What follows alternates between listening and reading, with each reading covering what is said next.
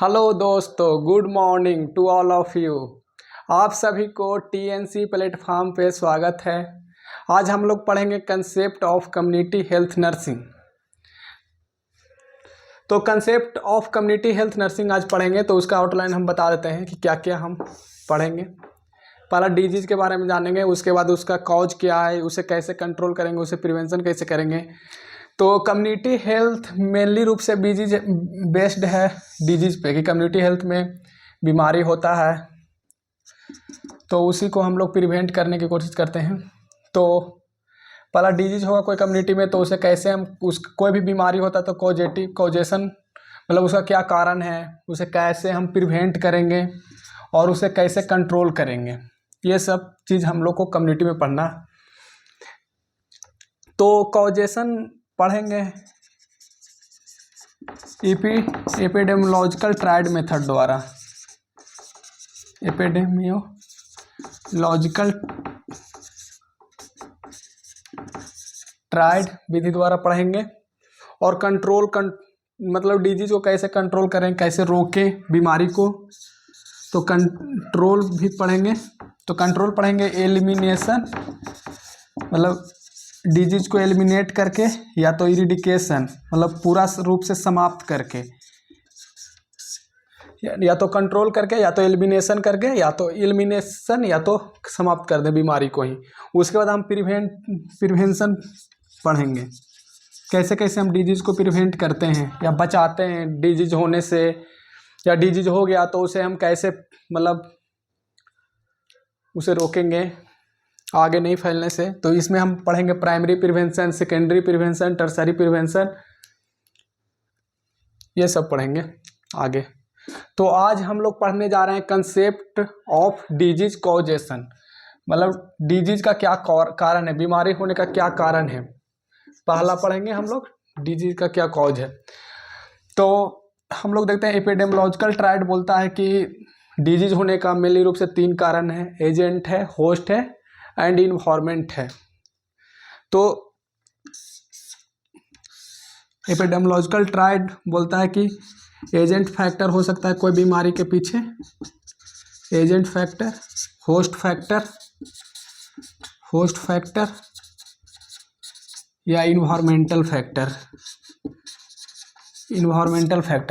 ये सब बोलता है ट्रायड में कि ये सब फैक्टर है, agent factor, host factor and environmental factor, कोई बीमारी होने का काम है। जैसे कि एजेंट, जैसे किसी का ट्यूबरकुलोसिस हो गया तो उसका एजेंट है माइकोबैक्टीरियम ट्यूबरकुलाई, जो कि इन्वायरमेंट से होते हुए होस्ट पे जाता है। होस्ट माने हम लोग, जैसे कि पीपल या क्लाइंट्स जिसको बीमारी होगा, ये सब सर्कुलेट करते रहता है एक दूसरे में। तो पहला हम पढ़े concept of disease epidemiological triad, agent कोई भी बीमारी होने के पीछे 3 कारण है, एजेंट है, होस्ट है एंड इन्वायरमेंटल है। उसके आगे एपिडेमियोलॉजिकल ट्रायंगल, इसी का दूसरा रूप है एपिडेमियोलॉजिकल ट्रायड। तो इसमें एजेंट तो रहबे करेगा, host and environment with respect to time मतलब कि कितने टाइम के लिए मतलब जो बीमारी आया है वो रहेगा या तो है, उसी को बोलते हैं epidemiological triangle with respect to time.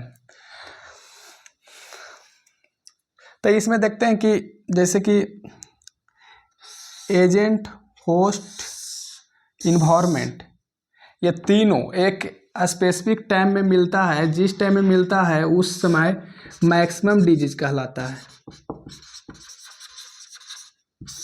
से एजेंट एक साथ होगा, होस्ट एक साथ मिलेगा और इन्वायरमेंट एक साथ एक दूसरे से इंटरेक्ट करेगा ना, तो उसी को बोलते हैं मैक्सिमम डिजीज, मतलब उस समय डिजीज मैक्सिमम होगा, यही होता है।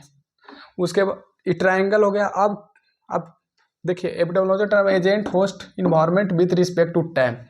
अब एक नेक्स्ट है जो WHO ने मान्यता दिया है इसको, एडवांस एपिडेमियोलॉजिकल ट्रायंगल।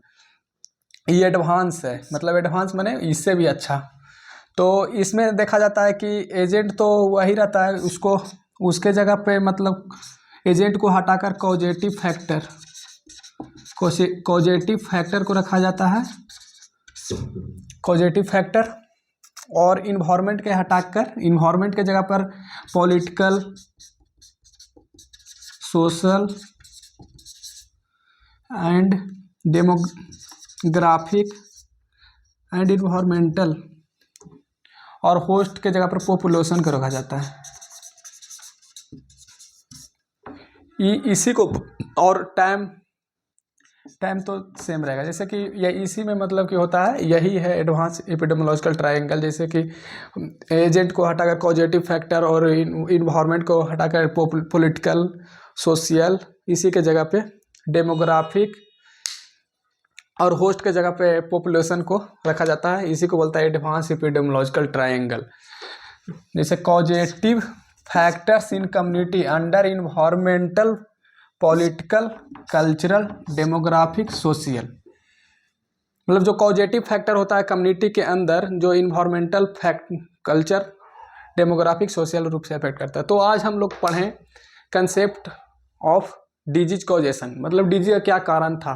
तो कारण 3 को है, epidemiological triad, epidemiological triangle, epidemiological, advance epidemiological triangle.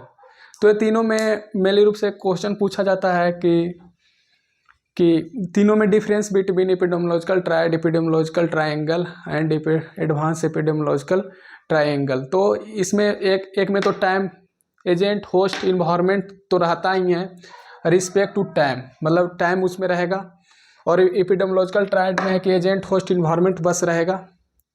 और इसमें एडवांस एपिडेमियोलॉजिकल ट्रायंगल में रहता है, एजेंट के जगह पर रखा जाता है कॉजेटिव फैक्टर को, और होस्ट के जगह पर पॉपुलेशन को रखा जाता है, और इन्वायरमेंट के जगह पर political, demographic, social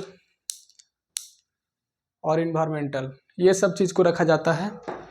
that is known advance epidemiological triangle. तो आज हम ये सब सीखें।